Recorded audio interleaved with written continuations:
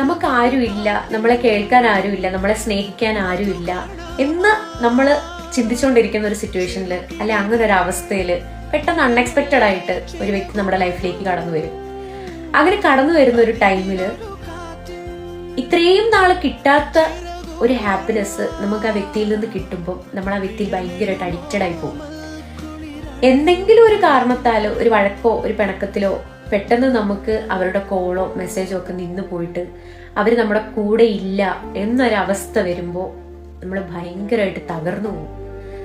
നമ്മൾ ഭയങ്കരമായിട്ട് അവരുടെ കൂടെ ഉണ്ടായിരുന്ന മെമ്മറീസ് ആണെങ്കിലും അല്ലെങ്കിൽ അവർ ആ ഒരു വിളിക്കുന്ന സമയമോ അല്ലെങ്കിൽ എന്താ പറയുന്നത്, ഇത്രയും ദിവസം കൂട്ടിനുണ്ടായിരുന്ന ഒരാള് പെട്ടെന്ന് നമുക്ക് കൂട്ടിനില്ല എന്ന് തോന്നുന്ന ആ ഒരു അവസ്ഥ, ഞാൻ പറയും അതാണ് the most painful situation in the life.